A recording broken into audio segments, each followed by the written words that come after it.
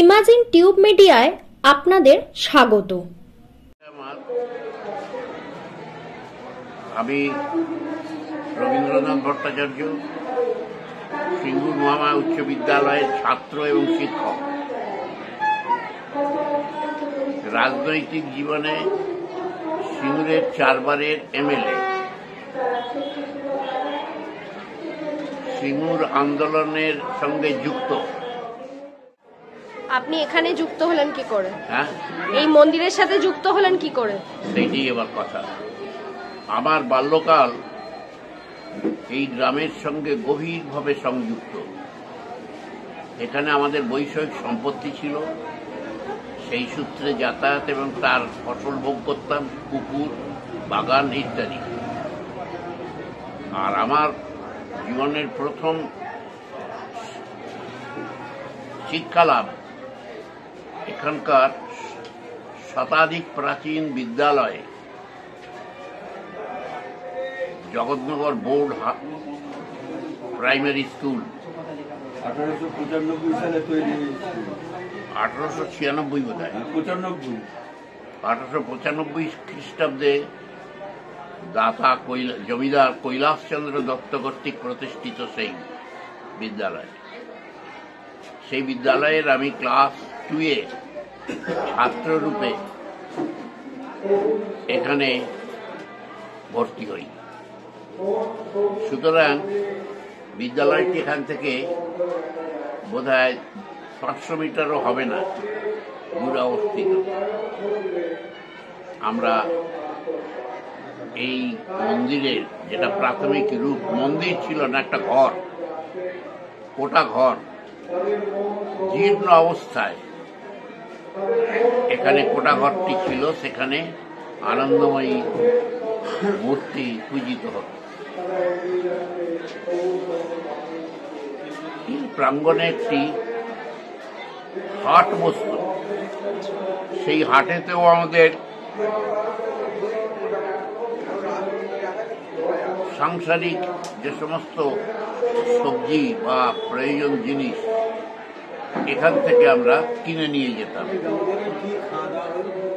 তাহলে সম্পত্তিগত সূত্রে, শিক্ষাক্ষেত্র সূত্রে এবং এই মন্দিরের প্রাঙ্গণে যে হাট, সেই সূত্রে আনন্দময়ীর সঙ্গে ব্যক্তিগতভাবে আমার গভীর যোগাযোগ ছিল। আমার নাম রঙ্গলাল দত্ত, আমি এই মন্দিরের কোষাধ্যক্ষ। স্বপ্নাদেশ বলতে আপনি আমাদের যিনি অভিভাবক মাস্টারমশাই যে মন্দিরের ইতিহাস বললেন,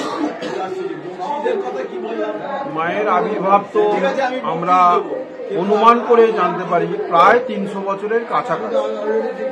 আমরা সঠিকভাবে জানতে পারি না। বাংলার 1160 সালকে আমরা আবির্ভাব সাল হিসাবে ধরি। বাংলার কত সাল? 1160। তা সেই অনুযায়ী মা এখানে জন্মেছিলেন জগৎনগরের মাটিতে। এটা আমরা অত্যন্ত সৌভাগ্যবান যে মায়ের পদধূলি এই জগৎনগরের মাটিতে মিশে রয়েছে। মা জন্মগ্রহণ করেছিলেন এক সম্ভ্রান্ত ব্রাহ্মণ পরিবারে, রায় পরিবারেতে মা জন্মগ্রহণ করেছিলেন এবং বিবাহ হয়েছিল। বিবাহের পর তিনি স্বামীহারা হয়ে যান। বাবা ছিলেন ভূস্বামী, সেই বাবা তাকে আবার পিতৃগৃহে ফিরিয়ে নিয়ে আসেন। ফিরিয়ে নিয়ে আসার পরেতে মা যতদিন এখানে জীবিত অবস্থায় ছিলেন তাকে তো কেউ চিনতেই পারেননি। তিনি সব সময় পূজা পাঠ এবং মন্দিরেই বাড়ি, রায়বাড়ির মন্দির আছে আমাদের পাশে, এই মন্দিরের পাশেই রায়বংশের সমস্ত সম্পত্তি বা তাদের বংশধররাও এখনো পর্যন্ত রয়েছে। মা ওই রায়বংশের যে বংশের মন্দির, সেই মন্দিরেতেই বেশিক্ষণ সময় ব্যয় করতেন। বাইরে চট করে বেরোতেন না, কারোর সঙ্গে কথা বলতেন। কিন্তু জানা গেল কখন তিনি মা আনন্দময়ী, তিনি মৃত্যুর পর এবং ছোটবেলায় তাকে আন্দি বলে ডাকতো। আর তখনকার দিনে, আজ থেকে প্রায় 300 বছরের কাছাকাছি আগেতে, আপনারা নিশ্চয়ই জানেন, তখন খুব অল্প বয়সেই কন্যার বিবাহ হতো। তো অতএব মা যখন এই ছোটবেলায় তাকে আন্দি বলে ডাকতো, পরবর্তীকালে তার আসল নাম শ্যামা সুন্দরী, এবং তাকে ওই আন্দি কথা থেকেই কিন্তু আমরা আনন্দময়ী নাম রূপে আমরা তাকে পেয়েছি। বাবার নাম ছিল সুবলচন্দ্র রায়। এই রায় পরিবারের, সুবল রায়ের একমাত্র কন্যা এই আন্দি, তার মানে মা আনন্দময়ী বা ওরফে শ্যামা সুন্দরী। এবারেতে স্বপ্নাদেশের কথা যদি বলেন, মা, এখানে আমি একটা কথা বলছি, মানে আমি পুরোহিত সুকুমার চক্রবর্তীর কাছ থেকে যেটা শুনলাম, এক 9 বছরের বালিকার কথা। তো আপনি বলছেন এখানে অলরেডি উনি বিবাহিত ছিলেন। হ্যাঁ হ্যাঁ, তাহলে দুটো মেয়ে কি আলাদা ছিল? না না না না, আলাদা ছিল। খুবই অল্প বয়সে তখন বিবাহ হয়েছিল। এবং সেখানেতে যখন মাকে এখানেতে মৃত্যুর পর দাহ করা হয়, এখন যে মায়ের মন্দিরটি দেখছেন, মায়ের যে গর্ভগৃহের ভিতরে মায়ের বেদি, ওটাই ছিল মায়ের চিতা, মানে শ্মশান, এবং মাকে ওই জায়গাতেই দাহ করা হয়েছিল। এবং দাহ করার পর এটা ছিল সরস্বতী নদীর শাখা নদী, কানা নদীর পার, একটা পার, মানে পশ্চিম পার। অতএব এখন এই এতদিন পরে নদী মজে গেছে। নদী তখন খরস্রোতা ছিল, এখানে নৌকো টৌকো চলাচল করত। আমরা যেটা অনুমান করেছি বা প্রমাণ পেয়েছি, বজরা টজরাও চলাচল করত জলপথে, সমস্ত কিছু। সরস্বতী নদীতে তো বজরা চলতো। হ্যাঁ, অতএব সরস্বতী নদীর শাখা নদী, এটা কানা নদী। তা ঠিক নদীর গায়েতেই কিন্তু আমাদের এই শ্মশান। মা এখন যেখানে আধিষ্ঠান করছেন, মানে মায়ের যে মূল গর্ভগৃহের ভিতরেতে বেদিটা, মাকে ওই জায়গাতেই দাহ করা হয়েছিল। এবং দাহ করার পর 5 দিন পর পর্যন্ত চিতার আগুন নেবেনি। এটাই আমাদের কাছে বড় বিস্ময় এবং এলাকার মানুষের কাছে বড় বিস্ময়। এবং সেই চিতার আগুন যখন ধুমায়িত হচ্ছে, তখন কিন্তু মানুষের মধ্যে যে শোরগোল পড়ে গেল, মানুষের মধ্যে একটা বিস্ময় প্রকাশ হলো।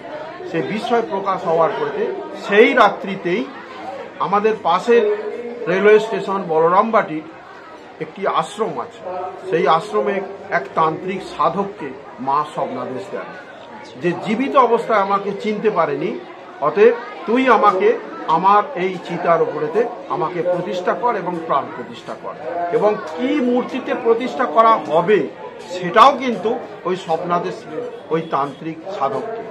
এবং এই তান্ত্রিক সাধক তখন ওখান থেকে এসে এই চিতার উপরেতে পঞ্চমুণ্ডের আসন তৈরি করে, ওই যে বেদিটা রয়েছে ওর নিচে পঞ্চমুণ্ডের আসন আছে, পঞ্চমুণ্ডের আসন করে মাকে জাগ্রতা করেন এবং কালী রূপে তিনি প্রতিষ্ঠা করে পূজা করতে লাগলেন।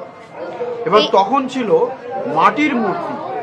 আমাদের স্যার যে বললেন, কৈলাসচন্দ্র দত্তের কথা যে বললেন, যে তিনি এলাকার ভূস্বামী, তিনি এই যে আমরা 2006 সালে মন্দিরটাকে ভেঙে, মানে জরাজীর্ণ হয়ে গেছিল, যে ভেঙে আমরা নূতন করে করেছি, ওই মাটির মূর্তি এবং গোলপাতার ছাউনি দিয়ে ওই সাধক ওটা ধরতে পারেন। এবং পরবর্তীকালে সাধক প্রায় 100 বছর উনি পূজা করে গেছেন, মানে পরবর্তীকালে কোন এক সাধক করেছেন। ঠিক ওই যে বাংলার 1160 সালটাকে আমরা একটা আবির্ভাব তিথি ধরছি, ওখান থেকে প্রায় 100 বছর পরে তখন এখানকারের যে জমিদার কৈলাসচন্দ্র দত্ত, তিনি দেখলেন যে এখানে একটা সুন্দর মানে মা রয়েছেন, অথচ জাগ্রতা দেবী রয়েছেন, তার মানে পাকা কোনো মন্দির নেই, অথচ তার মূর্তিটিও মাটির। তিনি তখন কাশীর বারাণসী থেকে এই এখন যে বর্তমানে মায়ের মূর্তিটা দেখা যাচ্ছে, এই মূর্তি কষ্টি পাথরের মূর্তি কাশীর বারাণসী থেকে এনে এবং তিনি একটা ইটের দেওয়াল এবং ছাদযুক্ত মন্দির তৈরি করে দেন। সেই মন্দির ভাঙা হয়েছিল ওই ঠিক 2006 সালে আমরা ভেঙে এই নূতন মন্দির যে দক্ষিণেশ্বরের আদলে মা ভবতারিণী মন্দিরের আদলে আমরা গ্রামবাসীদের সহযোগিতায় প্রত্যেক ভক্তদের মা আনন্দময়ী প্রত্যেক ভক্তদের সহযোগিতায় এই মন্দিরটা। আপনার নামটা কি? আমার নাম সুখদেব চক্রবর্তী। কত বছর পুজো করছেন? আমি পুজো করছি 45-46 বছর হয়ে গেল, কারণ আমার বয়স 63 বছর। এই মন্দিরের এত আয়োজন কেন? এই মন্দিরের আয়োজন আমার এই গ্রামের ভক্তবৃন্দ যখন দ্বিতীয় দক্ষিণেশ্বরের মন্দির করে, সেই মন্দির প্রতিষ্ঠা উপলক্ষে এই উৎসব অন্নকূট সপ্তশতী যজ্ঞ যাত্রা অনুষ্ঠান বা এই অন্নকূট মহা উৎসব এরাই শুরু করেছে। আজ 19 বছর হয়ে গেল এটা। এই মন্দিরের প্রতিষ্ঠাতা কে আছে? এই মন্দিরের প্রতিষ্ঠাতা হচ্ছেন কৈলাসচন্দ্র দত্ত মহাশয়, আর মন্দিরের পূজারী মা স্বপ্না দিয়ে আনিয়েছিলেন কাশী থেকে দিগম্বর চক্রবর্তীকে। তারই বংশ পরম্পর আমরা পুজো করে আসছি। মানে সেই দিগম্বর চক্রবর্তীর বংশ পরম্পরা আপনারাই চলছে? হ্যাঁ, আমরাই ওনারই বংশ পরম্পরা। পুরুষ আপনারা? আমরা হয়ে গেল আজ 9 পুরুষ হয়ে গেছে। এই মন্দির প্রতিষ্ঠা প্রথম কে করেছিল? মন্দির প্রতিষ্ঠা করেছিলেন ওই দিগম্বর চক্রবর্তী। মাকে কিভাবে আনা হয়েছিল? মাকে আনা হয়েছিল সর্বপ্রথমে এখানে মহা শ্মশান ছিল। এই শ্মশানে এই গ্রামেরই একটি ব্রাহ্মণের মেয়ে 9 বৎসরের বালিকা, সে হঠাৎ মারা যায়। তাকে শবদাহ করতে এসে এইবার খুব জলঝড় হয়, তখন তাকে ফেলে রেখে সব চলে যায় শ্মশানের মধ্যে। তখন এইখান দিয়ে এক সাধু যাচ্ছিলেন, উনি দেখে বলছে, এই রে, এ তো শবদাহ, একে দাহ করেনি, অথচ রেখে চলে গেছে। সেই শবদাহের উপরে বসে, সেই শ্মশানের উপরে বসে শবদাহর পাশে আছে। তখন তিনি ধ্যানস্থ হয়েছিলেন, ধ্যানস্থ হয়ে মাকে স্মরণ করছিলেন। স্মরণ করতে করতে করতে করতে সকাল হয়ে যায়। গ্রামের লোক এসে দেখে যে শবদাহটি পড়ে আছে, পাশে একটি সাধু, তান্ত্রিক সাধু, উনি তপস্যা করছেন। তখন ওনাকে ডাকেন গ্রামের লোকেরা, ওনার তপস্যা ধ্যান ভঙ্গ হয়ে তখন বলছে, রে, সূর্য উঠে গেছে, সর্বনাশ করেছে। এটা কে রে? এটা পাশে শুয়ে রয়েছে, এটা কে? বলছে, এটা আন্দি, এর নাম। বলছে, আন্দি? ওরে, তোরা আনন্দময়ী নাম করে এখানে পূজা কর, আর এইখানে সমাধি দে। যেখানে মা আছেন ওর নিচই ওই আন্দি রামের মেয়েটি সমাধি। সেই সমাধির উপরে সেই কাশীর থেকে ওই অষ্টধাতুর মূর্তি এনে ওনারা প্রতিষ্ঠিত করেন। প্রথমে ছিল তালপাতার খুঁড়ে দিয়ে পুজো হচ্ছিল, তারপর কৈলাসদত্তকে মা স্বপ্ন দেয়, করে ওরা অষ্টধাতুর মূর্তি এনে আর আমার যায় একটা মন্দির করে দিয়ে তোরা ওই দিগম্বর চক্রবর্তী কাশীতে আছে, তোরা এনে তাকে পূজা কর বলে সেই কাশীর থেকে এনে, বা ওই অষ্টধাতুর মূর্তি যেটা দেখতে পাচ্ছেন, এটা কাশীর থেকেই আনা অষ্টধাতুর মূর্তি, সেই থেকেই পূজা চলছে। আজ 250 বৎসর, সম্ভবত 250 বৎসর আগেকারের কথা এটা। মোটামুটি কত সালে হয়েছিল এটা? এবার আজ কমসে কম 250 বৎসরের উপরে এটা পুজো হচ্ছে। 250 বছর? হ্যাঁ। আর এই নতুন মন্দির কবে তৈরি হলো? নতুন মন্দির হয়েছে এটা 19 বৎসরে পদার্পণ করলো। প্রতি বছরই এরকম আয়োজন হয়? প্রতি বছর মাঘ মাসের 26 তারিখ ওখানে শিব দুর্গার পুজো হয়। এখানে 25 তারিখ ওখানে সমাধি উৎসব হয়। এখানে একটা সাধু বাবা ছিলেন, ওনার সমাধি উৎসব হয়। 26 তারিখ শিব দুর্গা মন্দির প্রতিষ্ঠা দিবস উপলক্ষে পূজা পাঠ হোম যজ্ঞ হয়। 27 তারিখে এখানে সপ্তশতী যজ্ঞ, মন্দির প্রতিষ্ঠা, পূজা অর্চনা, হোম যজ্ঞ হয়। রাত্রে যাত্রা, এখানে হরিনাম সংকীর্তন বা মঞ্চে অনেক কিছুই হয়। কলকাতা থেকে বিশিষ্টরা আসেন, রামকৃষ্ণ মিশন থেকে আসেন, সাধু মহারাজরা আসেন, তাদের ভান্ডারাও দেওয়া হয়। বা 28-এ এই মায়ের অন্নকূট উৎসব এই ভক্তবৃন্দরাই করছে। মোটামুটি কতজনের খাওয়া দাওয়ার আয়োজন করা হয় এখানে? গত বছর হয়েছিল 225 বস্তা চালের অন্ন হয়েছিল। এবছর এই শুরু হয়েছে সর্বপ্রথম 19 বছরে, প্রথম বছরে 250 বস্তা চালের অন্ন হয়েছিল সর্বপ্রথম বছর। তারপর থেকে 200, 180, 220 এরকম অন্ন তৈরি হয়। মানে কতজন আসে এই অন্নকূটে? কত লোক সংখ্যা এখানে প্রায় 70-80 হাজার, এমনকি 1 লাখ লোক হয়ে যায়। আমরা এর দিনের সংখ্যা করতে পারি না। আমাদের সামনে মির্জাপুর মাহাতুর স্টেশন থেকে গাড়ি থেকে এখানে কামারকুণ্ডু জিআরপি এবং পুলিশ প্রশাসন সবাই থেকে এই অনুষ্ঠান থেকে যাকে সাফল্যমণ্ডিত সুন্দরভাবে গঠন করা যায়, ওনারা স্টেশনেও থাকেন। গাড়ি দাঁড় করে যতক্ষণ না প্যাসেঞ্জার নামছে ততক্ষণ গাড়িও ছাড়ে না। এমনকি রেল দপ্তরও জানেন যে হুগলি জেলার সিঙ্গুর থানার অন্তর্গত জগৎনগর মা আনন্দময়ী রাজ অন্নকূট, এ মা আমার আনন্দময়ী মা। এখানে নিত্য পুজো হয়, নিত্য পুজো হয়। যেমন ধরুন বৈশাখ মাসে শেষ মঙ্গলবার মায়ের একটা পুজো হয়, বিশেষ পুজো মায়ের বার উপলক্ষে। আচ্ছা, এবার কার্তিক মাসে মায়ের কালী পূজা হয়, তুবড়ির প্রতিযোগিতা হয়। আর এখানে চৈত্র মাসে আবার হরিনাম হয়, মাঘ মাসে এই উৎসব হয়, এখানে রথমেলা হয়। এখানে 12 মাসে 13 পার্বণ লেগেই আছে। রথ হয়, চড়ক হয়, এখানে অনেক কিছু। চৈত্র মাসে শেষের দিকে হরিনামের এবছরই হবে 20-এ চৈত্র অধিবাস, 21, 22, 23 গান। তেমন আর 1 মাস পরে। হ্যাঁ, আর 24-এ রবিবার এ হয় হরিনাম সংকীর্তনের ভোগ হয়, মালসা ভোগও হয়। আপনার কমসে কম 1000-1200 করে মালসা হয় এখানে। 1000-1200 মালসাও হয়? হ্যাঁ, বড় বড় কীর্তনীয়রা আসেন এখানে, এসে হরিনাম করেন, মাকে শোনান। যিনি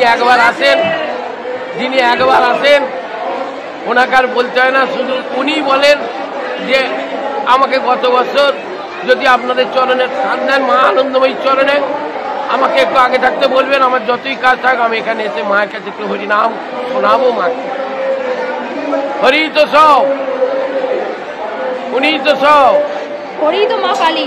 হ্যাঁ, যে হরি যে শাম সেই শ্যামা, ওই জন্য বলছে শ্যামা শ্যাম রামকৃষ্ণ নাম, এই নাম জপ দিবানিশি। হ্যাঁ, 5:30টার মধ্যে মন্দির খুলে পরিষ্কার হয়, পাঠ করা হয়। 10টায় এখানে পুজো শুরু হয়, যতক্ষণ যাত্রী থাকে 2, 2:30, 3টে বেজে যায়। শনিবার মঙ্গলবার বিশেষ করে ভিড় হয় খুব, অমাবস্যা, রবিবার, বৃহস্পতিবার। আর সন্ধ্যা আরতি এখানে আবার ফেরো 5টায় খোলা হয়, সন্ধ্যা আরতি হয় 7:30টায়, রাত্রি 10টা অবধি আবার ফেরো মন্দির খোলা থাকে। নমস্কার। সকলে ভালো থাকুন, মা আনন্দময়ীর কাছে কামনা করি সকলে আনন্দে থাকুন। জয় মা আনন্দময়ী, জয় মা আনন্দময়ী, জয় মা আনন্দময়ী। আরো বলি যে মায়ের স্বপ্নাদেশ, মা এখানে যেমন জীবিত অবস্থায় তিনি ছিলেন, তিনিও তখন কিন্তু এই দুরারোগ্য ব্যাধির জন্য বহু মানুষকে ঠিক ওই অবস্থাতে জীবিত অবস্থায় ওষুধ প্রদান করতেন। এটা কিন্তু আমরা জানতে পেরেছি। পরবর্তীকালে মা যখন এখানেতে আধিষ্ঠান হলেন, এখনো পর্যন্ত এই দূরের কাছের বহু মানুষ যে রোগ ডাক্তারি ওষুধে মানে মেডিকেল সায়েন্সে যে রোগের কোনো ওষুধ পাওয়া যায় না। ডাক্তারবাবুরা হয়তো বলে দিয়েছেন যে এর ওষুধ আমাদের কাছে নেই। মা আনন্দময়ীর কাছে আরোগ্য লাভের জন্য অনেক ভক্ত পড়েছেন এবং ওষুধ পেয়েছেন, এবং মা কখনো কখনো নিজে দিয়েছেন, কখনো কখনো ইঙ্গিত করে দিয়েছেন ওই জায়গায় ওষুধ আছে, স্বপ্ন দিয়ে তাকে ইঙ্গিত করে দিয়েছেন। ঠিক মা এমন করে স্বপ্ন দিয়ে তাদের আরোগ্য লাভ করেছে। আর মা এখান থেকে আরেকটু দূরে আমাদের শিবরামবাটি বলে গ্রামের এক মহিলাকে স্বপ্নাদেশ দিয়ে একটা শিশুদেরকে, যে মানে আতুর অবস্থাতে, মানে একটা শিশু যখন সবেমাত্র ভূমিষ্ঠ হয়, এই ভূমিষ্ঠ হওয়ার পর একটা সূতিকা রোগ বলে রোগ হয়। এই রোগের জন্য এখান থেকে প্রায় 3 কিলোমিটার 4 কিলোমিটার দূরে এক মহিষী মহিলাকে মা স্বপ্নাদেশ দিয়ে সেখানে কিন্তু তাকে এই ওষুধ প্রদান করার জন্য বলেছেন। এবং সেখান থেকে আমাদের সিঙ্গুর ব্লক নয়, সিঙ্গুর ব্লকের বাইরেও বহু মানুষ যারা জানে সেখান থেকে ওষুধ নিয়ে আসেন, এবং সেখান থেকে ওষুধ নিয়ে এসে তাদের ওই রোগ বাচ্চাদের ভালো হয়। এটা মায়ের মহিমা।